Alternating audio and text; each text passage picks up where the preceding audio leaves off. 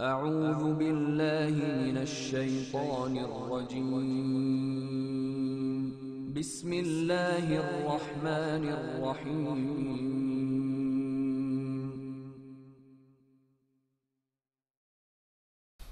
قرآن پاک میں اللہ رب العالمین فرماتا ہے لہ الملک قل اللہم مالک الملک، کہہ دیجئے کہ اللہ تبارک و تعالی ملک کا مالک ہے، اکیلا مالک اللہ تبارک و تعالی ہے۔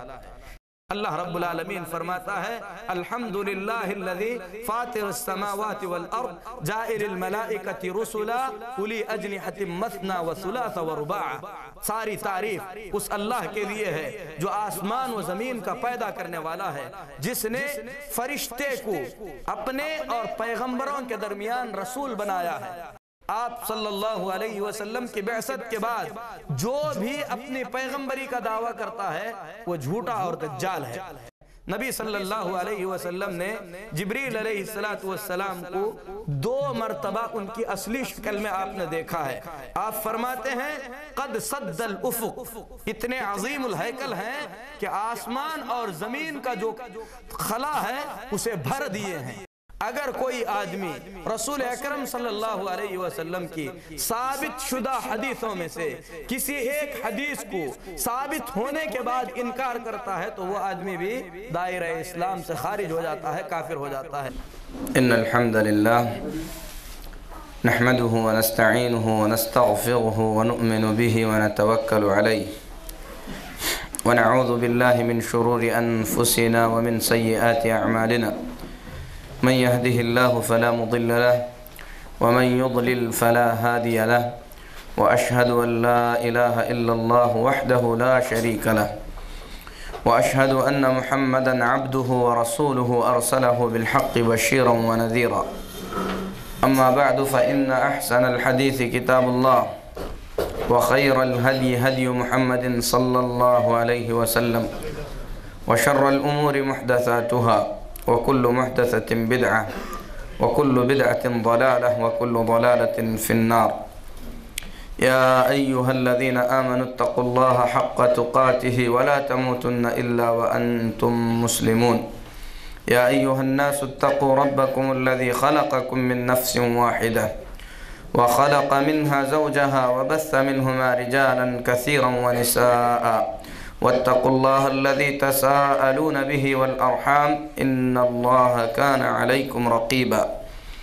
يا أيها الذين آمنوا اتقوا الله وقولوا قولا سديدا يصلح لكم أعمالكم ويغفر لكم ذنوبكم ومن يطع الله ورسوله فقد فاز فوزا عظيما۔ أما بعد، محترم اسلامی بھائیو، اللہ تعالیٰ کا شکر ہے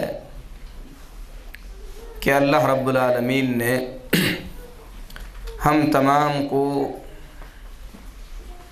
جمع فرمایا تاکہ ہم اس کے دین کو سمجھ سکیں۔ اللہ سے دعا ہے کہ رب العالمین ہم تمام کو عمل کی توفیق بھی عطا فرمائے۔ دنیا اور آخرت کی رسوائی سے اللہ ہماری حفاظت فرے، اور اللہ رب العالمین ہم تمام کو دنیا اور آخرت میں کامیاب فرمائے۔ میرے محترم بھائیو، آج کے اس ملاقات میں اللہ تعالیٰ کی مرضی سے میں آپ لوگوں کے سامنے وہ راستہ بیان کروں گا جس راستے پر چل کر ہم سب کامیاب ہو سکتے ہیں۔ قرآن کریم کی ایک مختصر سی صورت ہے جس صورت شریفہ کو ہم میں سے ہر شخص نے حفظ کیا ہوگا، سب کو یاد ہوگی، اور وہ سورۃ العصر ہے۔ اللہ تبارک و تعالیٰ کا فرمان ہے اعوذ باللہ من الشیطان الرجیم بسم اللہ الرحمن الرحیم والعصر ان الانسان لفی خسر إلا الذين آمنوا وعملوا الصالحات وتواصوا بالحق وتواصوا بالصبر۔ یہ مختصر سی صورت جو کہ صرف 3 آیتوں پر مشتمل ہے، اس صورت شریفہ کے بارے میں امام شافعی رحمۃ اللہ علیہ فرماتے ہیں لو تدبر الناس هذه السورة لكفتهم، اگر لوگ اس صورت پر غور کریں گے تو یہ ان کی نجات کے لیے کافی ہے۔ امام شافعی رحمہ اللہ کا فرمان ہے لو تدبر الناس هذه السورة لكفتهم، اگر لوگ اس صورت پر غور کریں گے، اس پہ تدبر کریں گے، اس کے معانی کو سمجھیں گے، اس کے تقاضے کے مطابق عمل کریں گے تو کامیاب ہو جائیں گے۔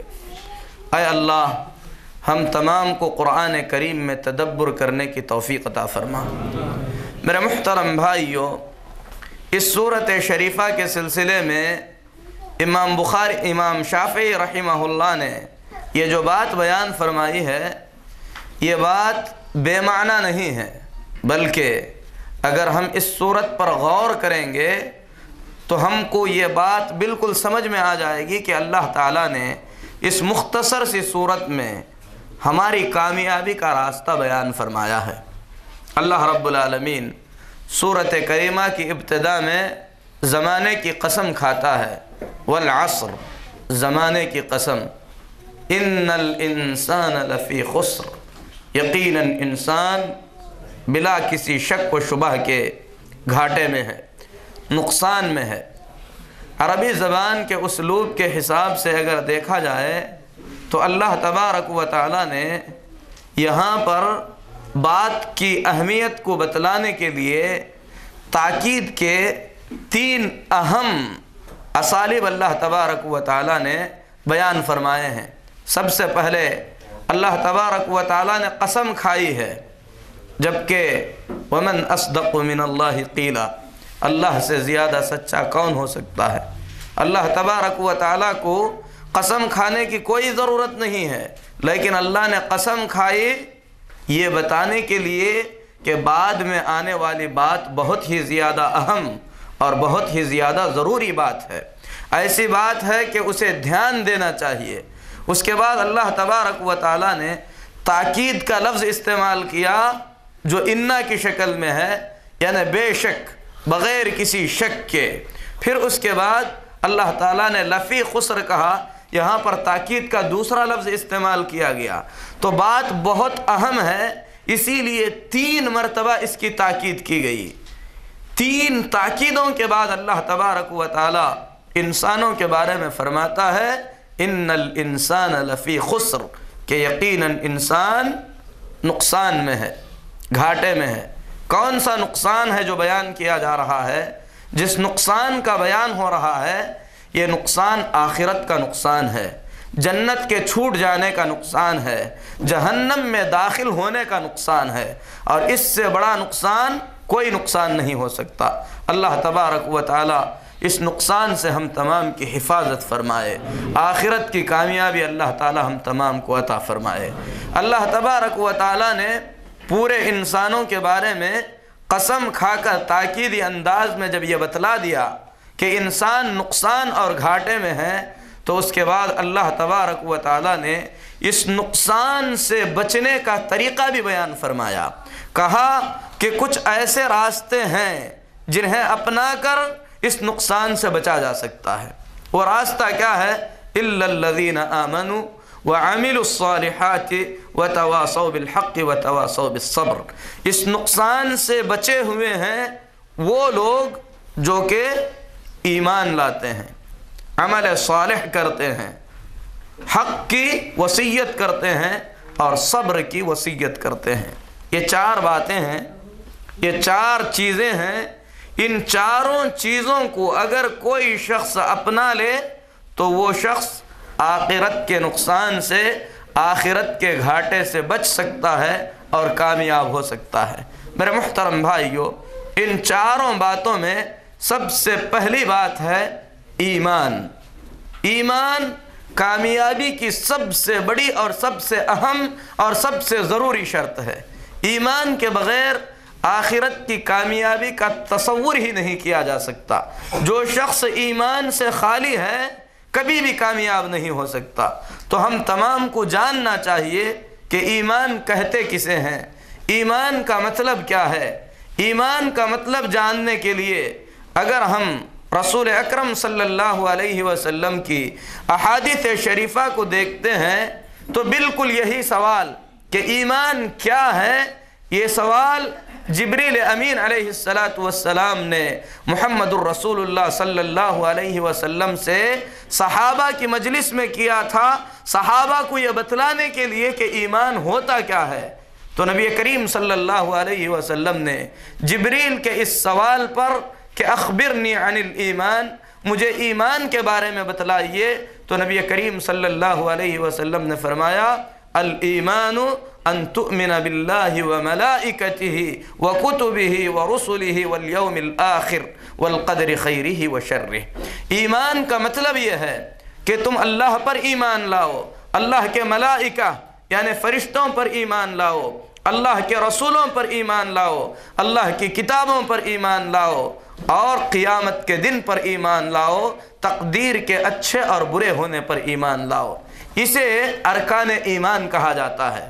یہ جو 6 باتیں ہیں، اللہ پر ایمان لانا، اللہ کے فرشتوں پر ایمان لانا، اللہ کی کتابوں پر ایمان لانا، اللہ کے رسولوں پر ایمان لانا، قیامت کے دن پر ایمان لانا اور تقدیر پر ایمان لانا، انہیں ارکان ایمان کہا جاتا ہے، ایمان کے ارکان کہا جاتا ہے۔ ان ارکان کا ذکر اللہ تبارک و تعالیٰ نے قرآن پاک میں بھی بیان فرمایا ہے۔ میرے محترم بھائیو، وقت کی قلت کی وجہ سے میں زیادہ دلائل کی طرف نہیں جاتا، آپ کو یہ بتانا چاہتا ہوں کہ ان 6 باتوں پر ایمان لانے کا مطلب کیا ہے، کس طریقے سے ایمان لایا جائے۔ میرے محترم بھائیو، اس سلسلے میں امام بخاری رحمۃ اللہ علیہ فرماتے ہیں میری ملاقات 1000 سے زیادہ ایسے علماء سے ہوئی ہے جن میں سے ہر کوئی یہ کہا کرتا تھا الایمان قول وعمل ونیہ، ایمان زبان سے کچھ اقرار کرنا، دل سے ماننا اور اس کے مطابق عمل کرنا، ان تینوں چیزوں کا نام ایمان ہے۔ ایمان دل سے ماننا ہے، زبان سے اقرار کرنا ہے، اسی طریقے سے اعمال سے اس کے مطابق کر کے دکھلانا ہے۔ ان تینوں چیزوں سے مل کر ایمان بنتا ہے۔ اگر ان تینوں چیزوں میں سے کوئی ایک چیز بھی چھوٹ جائے تو اس وقت ایمان درست نہیں ہو سکتا، پورا نہیں ہو سکتا، ایسی بات نہیں ہے، بلکہ درست ہی نہیں ہو سکتا۔ میرے محترم بھائیو، یہ 3 باتیں ہیں، دل سے ماننا، زبان سے اقرار کرنا، عمل کے مطابق کر کے دکھلانا۔ مثال کے طور پر اللہ تبارک و تعالیٰ پر ایمان لانا ہے۔ جو چیزیں اللہ رب العالمین کے سلسلے میں ہم تمام کو ماننا ہے، اسے دل سے ماننا بھی ہے، زبان سے اس کا اقرار بھی کرنا ہے، جب ہم عمل کریں تو عمل کے مطابق اسے کر کے بھی دکھلانا ہے۔ اگر ہم دل سے مانتے ہیں لیکن زبان سے اس کا انکار کرتے ہیں، یہ کفر ہے۔ اگر کوئی آدمی زبان سے اقرار کرتا ہے، دل سے نہیں مانتا، تو یہ نفاق ہے اور کفر ہے۔ اسی طریقے سے کوئی آدمی دل سے مانتا ہے، زبان سے اقرار بھی کرتا ہے، عمل اس کے خلاف کر کے دکھلاتا ہے، تو یہ ایمان کے خلاف ہے۔ ضروری ہے ایمان کے صحیح ہونے کے لیے کہ آدمی جن چیزوں پر ایمان لانا ہے ان چیزوں کو دل سے بھی مانے، زبان سے بھی اس کا اقرار کرے، عمل بھی اس کے مطابق کر کے دکھلائے۔ ابھی حدیث جبریل میں گزرا جس میں جبریل علیہ السلام نے نبی صلی اللہ علیہ وسلم سے ایمان کے بارے میں پوچھا تھا۔ آپ نے فرمایا 6 ارکان ہیں ایمان کے، 6 باتیں ہیں جن پر ایمان لانا ہے۔ ان میں سے پہلی بات ہے اللہ تبارک و تعالیٰ پر ایمان لانا۔ اللہ تعالیٰ پر ایمان لانا، اس کا مطلب کیا ہوتا ہے؟ امام ابن عثیمین رحمۃ اللہ علیہ فرماتے ہیں اللہ تبارک و تعالیٰ پر ایمان لانا یہ 4 باتوں سے مکمل ہوتا ہے۔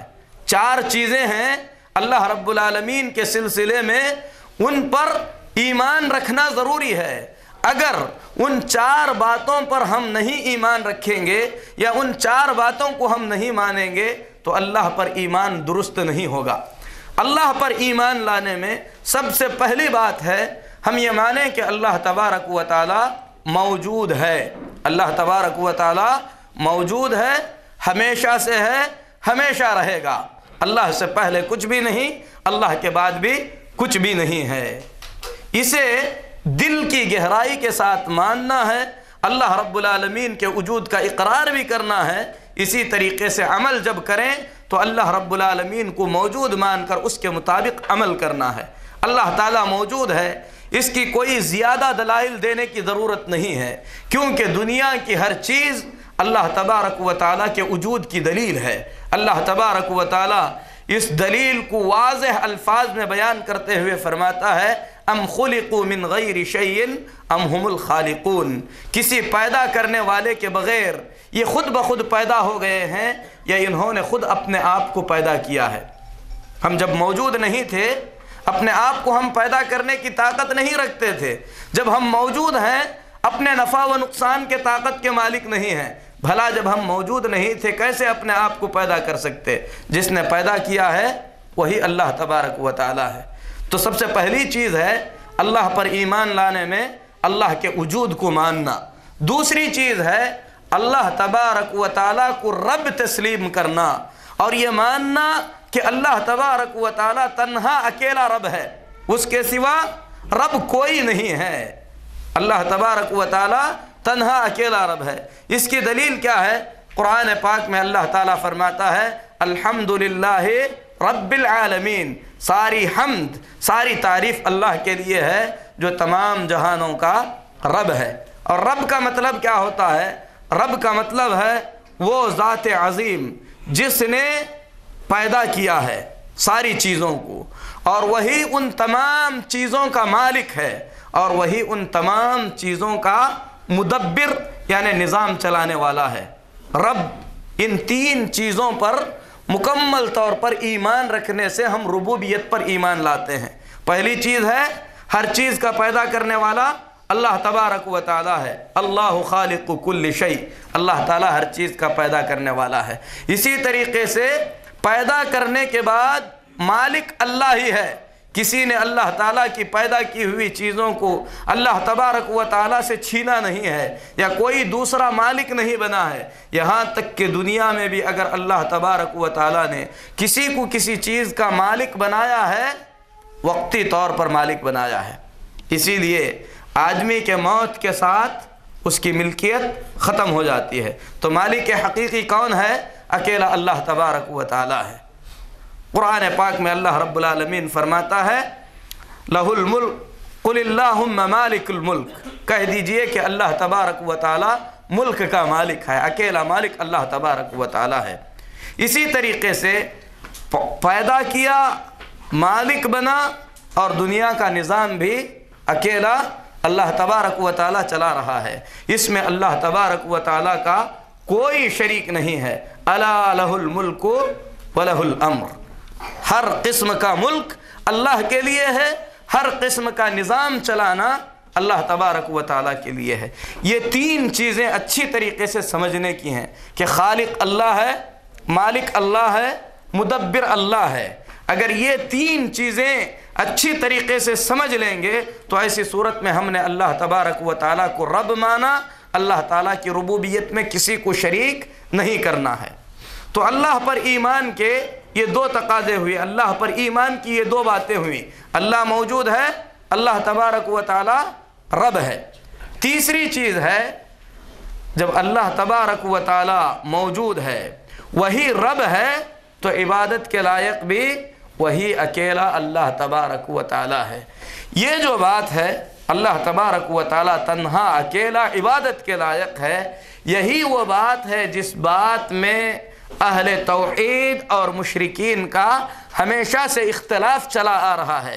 اللہ تبارک و تعالیٰ نے دنیا کے اندر جتنے پیغمبر بھیجے ہیں، ان تمام پیغمبروں کی پہلی دعوت یہی رہی ہے کہ عبادت کے لائق اکیلا اللہ تبارک و تعالیٰ ہے، اللہ کی عبادت کرنی چاہیے، اللہ کے سوا کسی اور کی عبادت نہیں کرنی چاہیے۔ عبادت اس میں بہت ساری چیزیں داخل ہو جاتی ہیں، رکوع، سجدہ، دعا، نذر و نیاز، قربانی کرنا، قسم کھانا، بہت ساری چیزیں جو ہے عبادت میں داخل ہو جاتی ہیں۔ اگر آدمی کوئی ایک عبادت ایک مرتبہ اللہ کے سوا کسی کے لیے ثابت کرتا ہے یا اللہ کے سوا کسی اور کے لیے انجام دیتا ہے تو ایسی صورت میں وہ آدمی مشرک ہو جاتا ہے، اس کو اللہ پر ایمان نہیں ہے، کیونکہ اللہ پر ایمان میں کیا داخل ہے؟ اللہ تبارک و تعالی تنہا عبادت کے لائق ہے، یہ ماننا اللہ پر ایمان میں داخل ہے۔ جو آدمی غیر اللہ کی عبادت کر رہا ہے اسے اللہ پر ایمان نہیں ہے۔ اگر اللہ پر ایمان ہوتا تو وہ اللہ کے سوا کسی اور کی عبادت ہرگز نہیں کرتا۔ ایک مرتبہ ایک عبادت اگر کوئی آدمی اللہ کے سوا کسی اور کے لیے انجام دیتا ہے تو اس کا نتیجہ کیا ہوتا ہے؟ اس کے سارے اعمال برباد ہو جاتے ہیں۔ اگر وہ مسلمان تھا تو اسلام سے خارج ہو جاتا ہے۔ اللہ تبارک و تعالی ہم تمام کے ایمان کی حفاظت فرمائے۔ تو میرے محترم بھائیو، یہ تین باتیں ہوئیں اللہ پر ایمان میں۔ اللہ تعالیٰ موجود ہے، وہی تنہا رب ہے، وہی تنہا عبادت کے لائق ہے۔ اور چوتھی چیز ہے قرآن کریم میں اور حدیث شریف میں اللہ اور اس کے رسول صلی اللہ علیہ وسلم نے اللہ کے بارے میں جو کچھ بھی بتلایا ہے ان تمام باتوں کو اللہ تبارک و تعالیٰ کے لیے ثابت کرنا ہے، ان میں سے کسی بھی چیز کا انکار نہیں کرنا ہے، اسی طریقے سے کسی بھی چیز کو اپنی طرف سے اس میں ملانا بھی نہیں ہے۔ یہ دونوں باتیں اچھی طریقے سے سمجھنے کی ہیں۔ سب سے پہلی بات یہ ہے کہ اللہ نے اپنے لیے جو کچھ بھی بیان فرمایا ہے اسے ماننا ہے۔ مثال کے طور پر اللہ تبارک و تعالیٰ نے بتلایا کہ اللہ تبارک و تعالیٰ کے دونوں ہاتھ خیر کے ساتھ کھلے ہوئے ہیں، اللہ جیسے چاہتا ہے خرچ کرتا ہے، ہمیں ماننا ہے، ایمان لانا ہے کہ اللہ کے ہاتھ ہیں، اللہ تبارک و تعالیٰ اپنے ہاتھوں سے خرچ کرتا ہے۔ اسی طریقے سے نبی کریم صلی اللہ علیہ وسلم نے فرمایا جب رات کا آخری تہائی حصہ باقی ہوتا ہے تو اللہ تبارک و تعالیٰ آسمان دنیا پر اتر آتا ہے اور پوچھتا ہے کوئی حاجت مند ہے کہ میں اس کی حاجت پوری کر دوں، کوئی ہے جو اپنے گناہوں کی معافی چاہتا ہے کہ میں اس کے گناہوں کو معاف کر دوں۔ نبی صلی اللہ علیہ وسلم نے بتلایا ایک مومن ایمان رکھتا ہے کہ اللہ تبارک و تعالی رات کے آخری حصے میں آسمان دنیا پر اتر آتا ہے، انکار نہیں کرتا، اسے مانتا ہے۔ ماننے کے ساتھ ساتھ اس کی کیفیت بھی بیان نہیں کرتا۔ اس کا مطلب کیا ہے؟ کیفیت بیان نہیں کرنا ہے۔ اللہ کا ہاتھ ہے، ہم یہ نہیں کہہ سکتے کہ اللہ کا ہاتھ ایسا ہے ویسا ہے۔ اگر کہیں تو یہ اللہ تعالیٰ کے ناموں میں الحاد ہے۔ اللہ تبارک و تعالیٰ نے اسے گمراہی کا راستہ قرار دیا ہے۔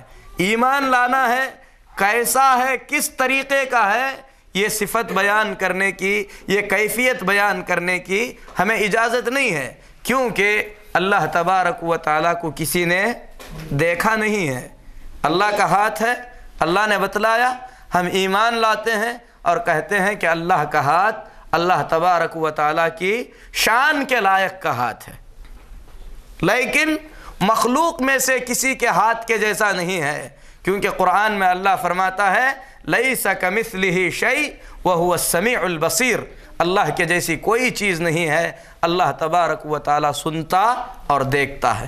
تو یہ جو اللہ تعالیٰ کے صفات ہیں اور اللہ کے نام ہیں، ان تمام ناموں اور صفتوں کو اللہ کے لیے ثابت کرنا ہے، اس کی کیفیت بھی بیان نہیں کرنی ہے، اسی طریقے سے ان کا انکار بھی نہیں کرنا ہے۔ یہ جو اللہ کی صفات ہیں مختلف طریقے کی صفات ہیں۔ ہاتھ جیسا کہ ہم نے بیان کیا، اترنا اللہ کی صفت ہے۔ اللہ تبارک و تعالیٰ اپنے بارے میں فرماتا ہے کہ ہنستا ہے، اللہ تعالیٰ ہنستا ہے، ہنسنے کی صفت اللہ کے لیے ثابت ہے۔ کچھ اعمال ایسے ہیں جن اعمال پر اللہ تعالیٰ ہنستا ہے، جیسا کہ نبی صلی اللہ علیہ وسلم نے فرمایا قیامت کے دن جب سب جنتی جنت میں چلے جائیں گے، جہنمی جہنم میں چلے جائیں گے، ایک آدمی کو جہنم سے نکالا جائے گا، حدیث بہت طویل ہے مسلم شریف کی، بالآخر وہ جنت تک پہنچے گا، پہنچنے کے بعد اللہ سے کہے گا کہ اے اللہ مجھے جنت میں داخل کر دے۔ اللہ تبارک و تعالی اسے جنت میں داخل ہونے کے لیے کہے گا۔ اس وقت اس سے یہ کہا جائے گا کہ جنت میں چلا جا تو نبی کریم صلی اللہ علیہ وسلم فرماتے ہیں یخیل الیہ انہا ملآ، جب وہ جنت میں جائے گا، جا کر دیکھے گا تو اسے ایسے سمجھ میں آئے گا کہ جنت بھر چکی ہے، اس کے لیے کوئی جگہ نہیں ہے۔ اللہ تبارک و تعالیٰ کے پاس آ کر کہے گا کہ اے اللہ سب نے اپنی اپنی جگہ لے لی ہے، تو اللہ تبارک و تعالیٰ فرمائے گا تجھے دنیا کے بادشاہوں میں سے ایک بادشاہ کے برابر، بادشاہ کی جو ملک ہوتا تھا اس کے برابر جگہ دی جائے تو وہ کہے گا کہ اے اللہ کافی ہے۔ اللہ تعالیٰ فرمائے گا تجھے اتنا ہی نہیں، اس کے 10 کے برابر، بلکہ 10 دنیا کے برابر تجھے دیا جاتا ہے۔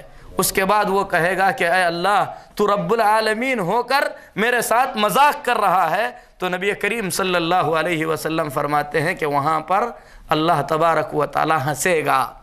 ہنسنا اللہ کی صفت ہے، ثابت ہے۔ جتنے بھی صفات اللہ تعالیٰ کے ہیں ان تمام صفات پر ایمان لانا ہے، اسے ثابت کرنا ہے، ان میں سے کسی صفت کا انکار نہیں کرنا ہے، اور اس میں اپنی عقل بھی نہیں لڑانی ہے۔ اللہ نے بتلایا، نبی صلی اللہ علیہ وسلم نے بتلایا، ایمان ضروری ہے۔ اللہ تعالیٰ جب رات کا آخری پہر ہوتا ہے آسمان دنیا پر اتر آتا ہے۔ اب کوئی یہ نہ کہے کہ اللہ آسمان پر اتر آتا ہے، عرش خالی ہوتا ہے کہ نہیں ہوتا۔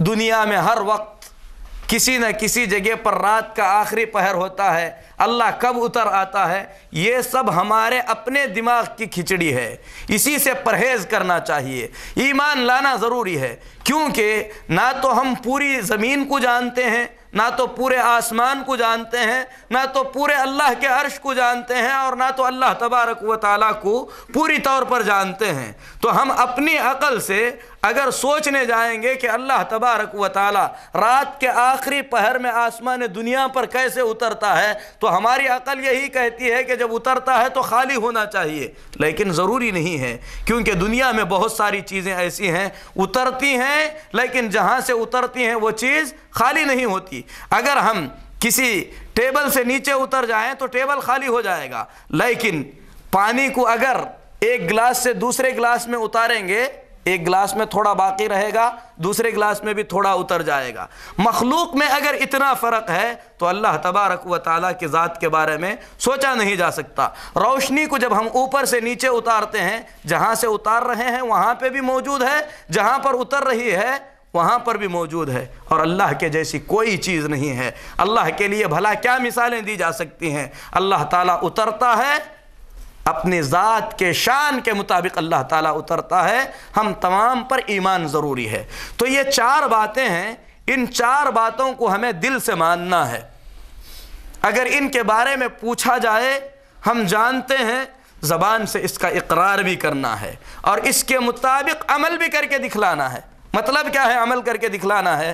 میرے محترم بھائیو، جب ہم مانتے ہیں کہ اللہ تعالیٰ موجود ہے، وہی رب ہے، رب کا مطلب یہ ہے کہ وہ دنیا کے نظام کو چلاتا ہے۔ ہمارے نظام کو چلانے کے لیے اللہ تبارک و تعالیٰ نے ہم کو کئی چیزوں کا حکم دیا ہے، کئی چیزوں سے منع فرمایا ہے۔ جب ہم اللہ کو مانتے ہیں، اللہ کے رب ہونے کو مانتے ہیں، تو ضروری ہے اللہ کے حکم کو مانیں، پورا کرنے کی کوشش کریں۔ اللہ نے جس چیز سے منع کیا ہے اسے مانیں، اس سے بچنے کی مکمل طور پر کوشش کریں۔ جب ہم اللہ کے ناموں اور صفتوں کو مانتے ہیں، یہ مانتے ہیں کہ اللہ تعالیٰ سنتا اور دیکھتا ہے، اندھیرے میں گناہ کرنے سے پہلے سوچیں کہ اللہ تبارک و تعالیٰ دیکھتا ہے۔ کسی کی غیبت کرتے ہوئے سوچیں کہ اللہ تعالیٰ سنتا ہے۔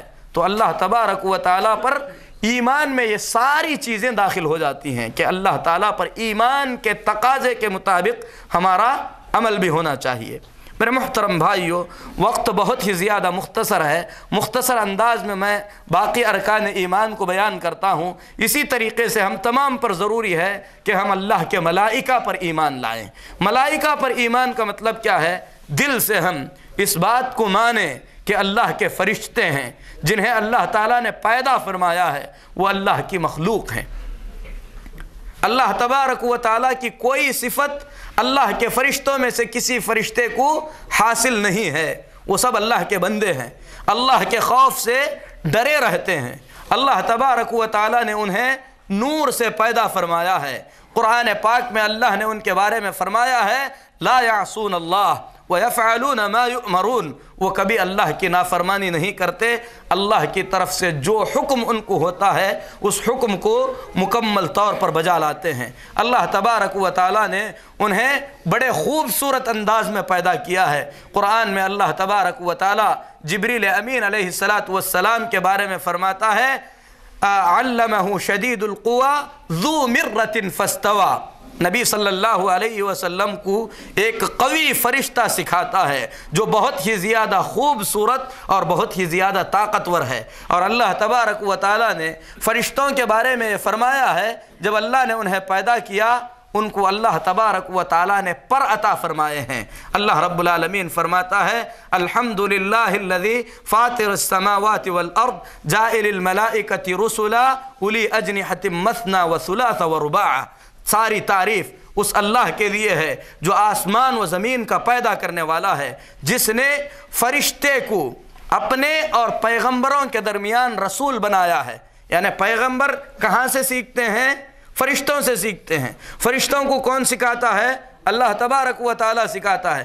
اللہ فرماتا ہے کہ یہ جو فرشتے ہیں ان میں سے کچھ فرشتے 2 پر کے ہیں، کچھ 4 پر کے ہیں، کچھ اس سے بھی زیادہ ہیں، یہاں تک کہ جبریل امین علیہ السلام کے بارے میں نبی کریم صلی اللہ علیہ وسلم نے فرمایا لہو 600 جناح، جبریل علیہ السلام کے 600 بازو ہیں۔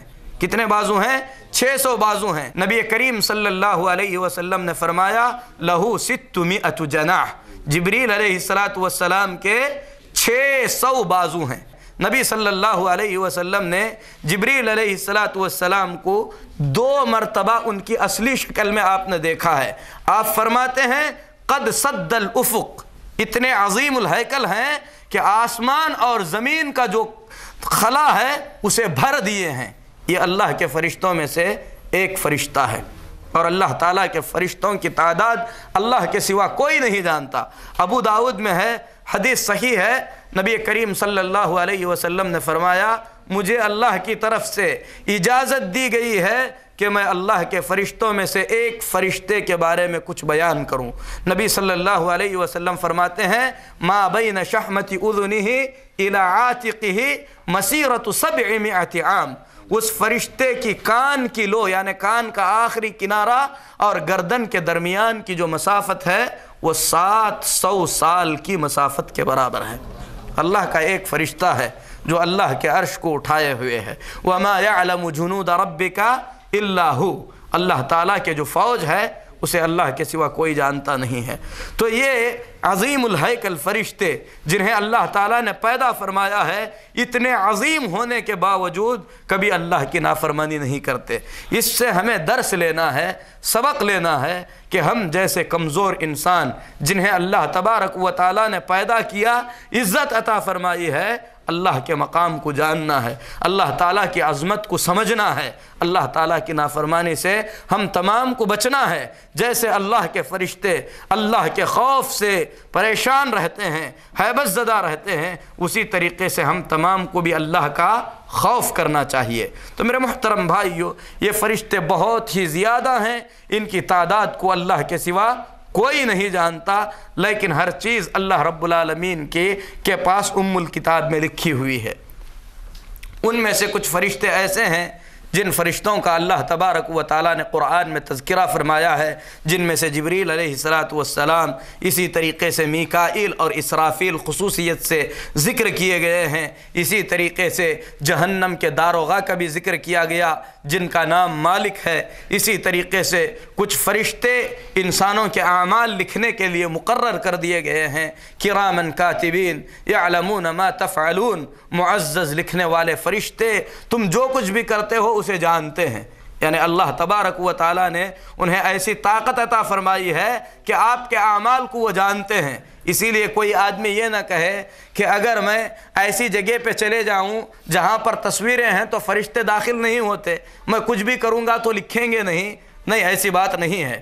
اللہ فرماتا ہے کرامن کاتبین یعلمون ما تفعلون، وہ جانتے ہیں کہ تم کیا کرتے ہو۔ اللہ نے یہ طاقت دی ہے انہیں، یہ قوت اللہ نے عطا فرمائی ہے، تو وہ ہر چیز لکھتے ہیں۔ اور جب ہم قیامت کے دن اللہ تعالیٰ کے دربار میں پیش کیے جائیں گے، ہمارا نامہ اعمال ہمیں دیا جائے گا جو فرشتوں نے ہمارے کرتوتوں کو نوٹ کیا ہے۔ اللہ تعالیٰ نے ان فرشتوں کو کئی طاقتیں عطا فرمائی ہیں، ان میں سے ایک طاقت یہ ہے کہ یہ اللہ کے حکم سے انسانی شکل میں آ سکتے ہیں، شکل بدل سکتے ہیں۔ جبریل علیہ السلام جیسا کہ حدیث گزری، اس حدیث میں انسان کی شکل میں آئے تھے۔ اسی طریقے سے مریم علیہ السلام کے پاس جب فرشتے آئے فتمثل لها بشرا سویا، ایک مکمل انسان کی شکل میں آ گئے۔ مریم علیہ السلام سمجھی کہ یہ تو انسان ہے، قالت انی اعوذ بالرحمن منک ان کنت تقیا، مریم نے کہا اگر تو نیک ہے تو میں رحمان کی پناہ میں آتی ہوں، یہاں سے نکل جا۔ فرشتے نے کہا کہ میں اللہ کا فرشتہ ہوں، انسان نہیں ہوں۔ ایسے ہی ابراہیم علیہ السلام کے پاس فرشتے انسان کی شکل میں آئے تھے، جب فرشتے انسان کی شکل میں آئے تو ابراہیم علیہ السلام بھی فرشتوں کو پہچان نہیں پائے، اسی لیے انہوں نے کیا کیا، فجاء بعجل حنیذ، بنا ہوا بچڑا لا کر فرشتوں کے سامنے آپ نے رکھ دیا، اور جب دیکھا کہ ان کے ہاتھ بڑھ نہیں رہے ہیں، کھانے کی طرف انہوں نے ہاتھ نہیں بڑھایا ہے، تو ابراہیم علیہ السلام ڈر گئے، کیونکہ مہمان اگر نہیں کھاتا تھا تو ایسی صورت میں اس سے خوف محسوس کیا جاتا تھا کہ اس کا کوئی برا ارادہ ہے۔ فرشتوں نے کہا کہ ہم انسان نہیں فرشتے ہیں۔ تو یہاں پر ہم کو جو غور کرنے کی بات ہے وہ یہ ہے کہ مریم جیسی اللہ کی نیک بندی، ابراہیم علیہ السلام جیسے جلیل القدر پیغمبر، صحابہ کرام جیسی عظیم شخصیتیں، جب فرشتہ انسان کی شکل میں آتا تو ایسی صورت میں انہیں پہچان نہیں پاتے، یہاں تک کہ انہیں بتلا نہ دیا جائے۔ تو ایسی صورت میں ہم سمجھ سکتے ہیں کہ جو لوگ اللہ کے فرشتوں کو دیکھنے کا دعویٰ کرتے ہیں، یہ کہتے ہیں کہ ہم نے انہیں پہچانا ہے، پیری مریدی کی آڑ میں یہ ساری کی ساری چیزیں دھوکہ اور جھوٹ ہیں۔ اللہ تبارک و تعالی امت کو ایسے لوگوں کے دھوکے سے محفوظ رکھے۔ میرے محترم بھائیو، یہ مختصر سی باتیں ہیں جو فرشتوں کے بارے میں ہمیں جاننا ہے اور اس کے مطابق عمل کرنا ہے کہ فرشتے لکھتے ہیں، ہمیں اس کے مطابق عمل کرنے کی کوشش کرنا چاہیے کہ ہماری ہر بات لکھی جا رہی ہے۔ اسی طریقے سے فرشتوں پر ایمان کے مطابق عمل کرنے میں یہ بھی داخل ہے، فرشتے بہت ساری چیزوں سے حیا کرتے ہیں، ہم کو بے حیائی کے کاموں سے بچنا چاہیے۔ کچھ چیزیں ایسی ہیں جن سے فرشتوں کو تکلیف ہوتی ہے، ہمیں ان چیزوں سے بچنا چاہیے۔ نبی کریم صلی اللہ علیہ وسلم فرماتے ہیں کوئی پیاز اور لہسن کھائے تو مسجد کے قریب بھی نہ آئے، کیونکہ اس سے مصلیوں کو تکلیف ہوتی ہے، اور جس چیز سے فرشتے کو تکلیف ہوتی ہے اس چیز سے حتی الامکان بچنے کی کوشش کرنا چاہیے۔ یہ حلال چیز ہے پیاز اور لہسن، اسے کھا کر اگر مسجد میں آنے کی اجازت نہیں دی گئی اور نبی صلی اللہ علیہ وسلم کے پاس پیش کیا گیا تو آپ صلی اللہ علیہ وسلم نے فرمایا میں اس سے بات کرتا ہوں جس سے تم بات نہیں کرتے، یعنی جبریل مجھ سے بات کرتے ہیں۔ تو نبی صلی اللہ علیہ وسلم نے اسے کھانے سے منع فرما دیا۔ ایک حلال چیز اگر کسی کو تکلیف دیتی ہے، اس کے خوف سے نبی صلی اللہ علیہ وسلم نے چھوڑ دیا ہے۔ تو میرے محترم بھائیو، سگریٹ نوشی جس سے انسانوں کو بھی تکلیف ہوتی ہے، یقیناً اللہ کے فرشتوں کو بھی تکلیف ہوتی ہے۔ اسی طریقے سے ہر وہ حرام چیز جس کے اندر بدبو ہے، آدمی کو اس سے اجتناب کرنا چاہیے۔ اللہ کے ملائکہ سے محبت کرنی چاہیے، اور محبت کا تقاضا یہ ہے کوئی ایسا عمل نہ کریں جس سے فرشتوں کو تکلیف پہنچے۔ آدمی پاک و صاف رہے، خوشبو کا استعمال کرے، اپنے آپ کو بدبو سے بچائے، کیونکہ فرشتے ہمارے ساتھ ہوتے ہیں اور اللہ کے فرشتوں کو ان تمام چیزوں سے تکلیف ہوتی ہے۔ اگر حقیقت میں ہم ان سے محبت کرتے ہیں تو ضروری ہے کہ اس کی محبت کے تقاضے کے مطابق اپنے آپ کو بنانے کی کوشش کریں۔ یہ مختصر سی بات ہے اللہ کے ملائکہ کے سلسلے میں۔ اللہ کے رسولوں پر ایمان کے رکنوں میں سے تیسرا رکن ہے۔ اللہ تبارک و تعالیٰ نے ہر امت میں انبیاء بھیجے ہیں، ان تمام نبیوں کی جو مرکزی دعوت ہے وہ توحید رہی ہے۔ جتنے بھی پیغمبر دنیا میں بھیجے گئے وہ سب کے سب آدم علیہ السلام کی اولاد سے تھے، سب کے سب انسان تھے۔ جس طریقے سے انسانوں کی ضرورتیں ہوتی ہیں ان کی بھی ضرورتیں ہوا کرتی تھیں، لیکن وہ اللہ کے نیک بندے تھے جنہیں اللہ نے چن لیا تھا۔ اللہ تعالیٰ ان کے پاس فرشتے بھیجتا تھا اور اللہ کے فرشتے اللہ کا پیغام لے کر آتے تھے۔ تمام نبیوں نے اپنی اپنی امت کی خیر خواہی کے ساتھ اللہ کا مکمل پیغام امتوں تک پہنچا دیا ہے۔ ان پیغمبروں میں سب سے آخری پیغمبر محمد الرسول اللہ صلی اللہ علیہ وسلم ہیں۔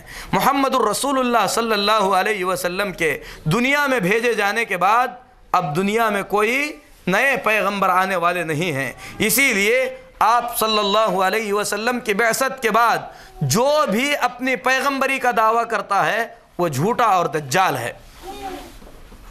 اللہ کے نبی صلی اللہ علیہ وسلم نے مکمل امانت داری کے ساتھ اللہ کا پیغام پہنچایا۔ نبوت کے بعد نبی کریم صلی اللہ علیہ وسلم 23 سال تک دنیا میں رہے، جن میں سے 13 سال آپ نے مکہ میں گزارے، 10 سال آپ صلی اللہ علیہ وسلم نے مدینے میں گزارے۔ جب اللہ کا دین مکمل ہو گیا تو اللہ تبارک و تعالیٰ نے آپ صلی اللہ علیہ وسلم کو موت عطا فرمایا۔ جس طریقے سے تمام انبیاء علیہم الصلاۃ والتسلیم اپنی موت کے آنے کے بعد اس دنیا سے رخصت ہو گئے، اسی طریقے سے نبی کریم صلی اللہ علیہ وسلم کو بھی موت کا یہ جام پینا پڑا اور آپ صلی اللہ علیہ وسلم بھی اس دنیا سے رخصت ہو گئے۔ تو یہ مختصر سا ایمان ہے اللہ رب العالمین کے رسولوں کے بارے میں۔ اسی طریقے سے ایمان کے ارکان میں سے ایک رکن ہے اللہ کی کتابوں پر ایمان لانا۔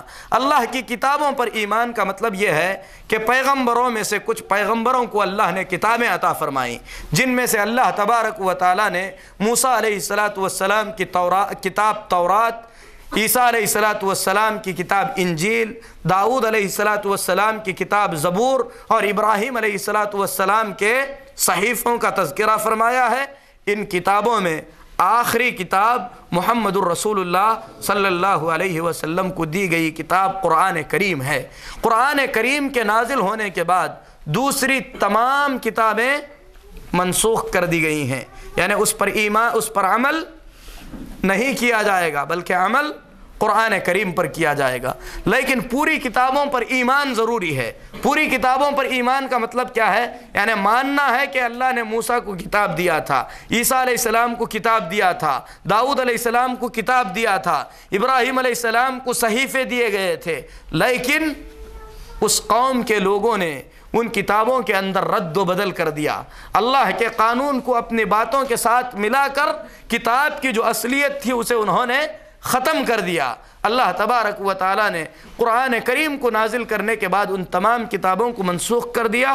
قرآن کریم قیامت تک محفوظ رہے گی، اس کی ذمہ داری اللہ تعالیٰ نے لے لی۔ اسی طریقے سے اسی لیے قرآن کریم جیسا نازل ہوا تھا ویسا ہی موجود ہے، اس پر عمل کے بغیر کامیابی ناممکن ہے۔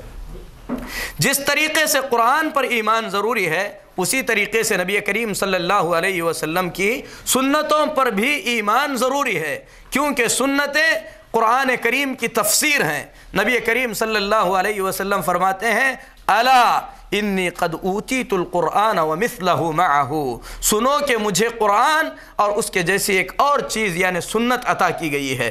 جو آدمی قرآن کریم کی ایک آیت کا انکار کرتا ہے وہ کافر ہو جاتا ہے۔ اسی طریقے سے اگر کوئی آدمی رسول اکرم صلی اللہ علیہ وسلم کی ثابت شدہ حدیثوں میں سے کسی ایک حدیث کو ثابت ہونے کے بعد انکار کرتا ہے تو وہ آدمی بھی دائرہ اسلام سے خارج ہو جاتا ہے، کافر ہو جاتا ہے۔ اللہ تعالی ہم تمام کے ایمان کی حفاظت فرمائے، کفر و ارتداد سے اللہ ہم تمام کو بچائے۔ تو میرے محترم بھائیو، کتاب اللہ اور سنت رسول صلی اللہ علیہ وسلم کو جیسا صحابہ نے سمجھا ہے، جیسے تابعین اور تبع تابعین نے سمجھا ہے، اسی طریقے سے سمجھ کر عمل کرنا، کتاب اللہ پر ایمان، اللہ کی کتابوں پر ایمان میں یہ بات بھی داخل ہو جاتی ہے۔ اسی طریقے سے قیامت پر ایمان میں آدمی کے موت کے بعد کی ساری حالتیں، قبر کی حالت، برزخ کی حالتیں، اسی طریقے سے قیامت پر ایمان میں قیامت کی نشانیاں، قیامت کی ابتدا، میدان محشر، نبی صلی اللہ علیہ وسلم کا حوض، میزان جس میں اعمال تولے جائیں گے، صراط جس پر سے سب کو گزرنا ہے، جنت، جہنم، اللہ کا فیصلہ کرنا، اور اسی طریقے سے انبیاء کا سفارش کرنا، نیک لوگوں کا سفارش کرنا، یہ ساری باتیں آخرت پر ایمان لانے میں داخل ہو جاتی ہیں۔ اور ان میں سے ایک ایک بات اتنی زیادہ طویل ہے کہ اس کے لیے کافی وقت درکار ہے ایک ایک بات کے لیے۔ میں مختصر طور پر جو اہم باتیں ہیں اس کو بتا کر جو ہے بات ختم کرنا چاہتا ہوں۔ اسی طریقے سے تقدیر پر ایمان لانا ہے۔ ایمان کے ارکان میں سے ایک رکن ہے تقدیر پر ایمان لانا، اور تقدیر پر ایمان کا مطلب یہ ہے کہ ہمیں دل کے یقین کے ساتھ یہ ماننا ہے کہ اللہ تبارک و تعالی ہم تمام کو پیدا کرنے سے پہلے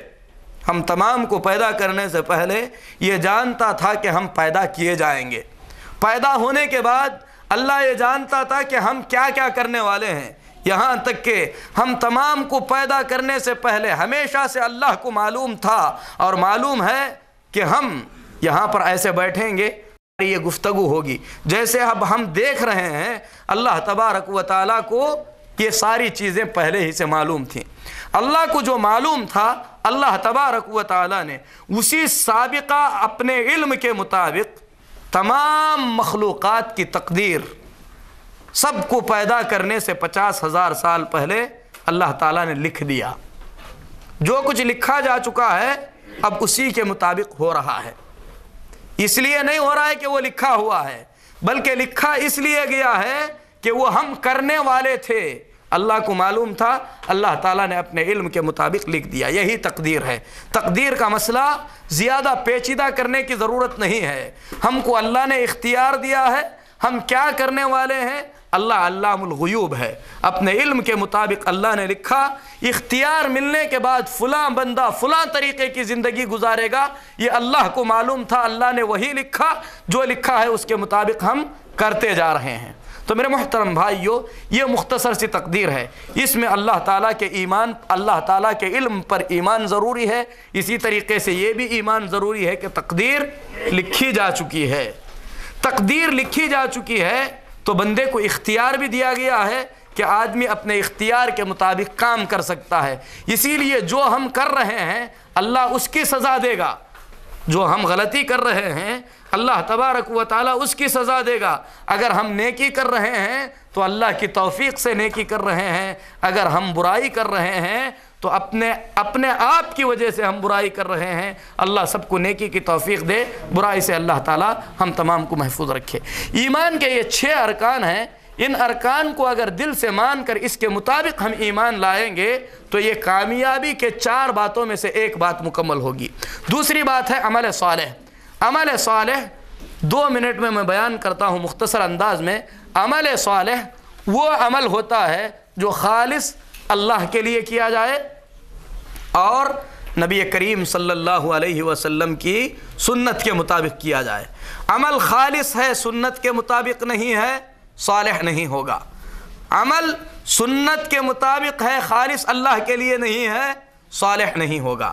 عمل خالص اللہ کے لیے ہونا چاہیے، نبی صلی اللہ علیہ وسلم کے سنت کے مطابق ہونا چاہیے۔ یہ 2 باتیں، کامیابی کے 4 باتوں میں سے یہ 2 باتیں ایسی ہیں جن کا تعلق ہماری اپنی ذات سے ہے۔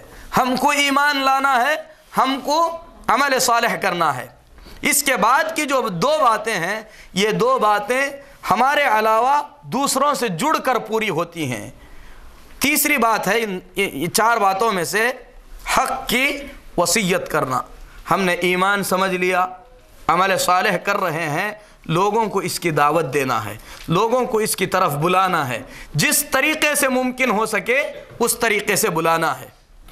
ظاہر سی بات ہے، جب ہم ایمان کی زندگی گزاریں گے، جب ہم نیک عمل کریں گے، برائی سے اپنے آپ کو بچائے رکھیں گے، لوگوں کو نیک عمل کی طرف بلائیں گے، یقیناً بالیقین اس میں کوئی شک نہیں ہے کہ دنیا کے اندر ان کاموں کے کرنے والوں کو پریشانیاں آئیں گی، مصیبتیں آئیں گی، تکلیفیں آئیں گی۔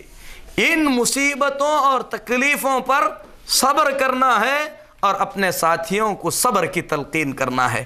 یہ 4 باتیں اگر ہماری زندگی میں آ جائیں تو اللہ فرماتا ہے قیامت کے دن کے نقصان سے بچ سکتے ہیں۔ اللہ سے دعا ہے اللہ تبارک و تعالی ہم تمام کو دنیا اور آخرت میں کامیاب فرمائے، دنیا اور آخرت کی ذلت سے اللہ ہم تمام کو محفوظ رکھے۔ اللہ رب العالمین قیامت کے دن کے نقصان سے ہماری حفاظت فرمائے۔ آمین و صلی اللہ علی نبینا محمد وعلی آلہ و اصحابہ اجمعین۔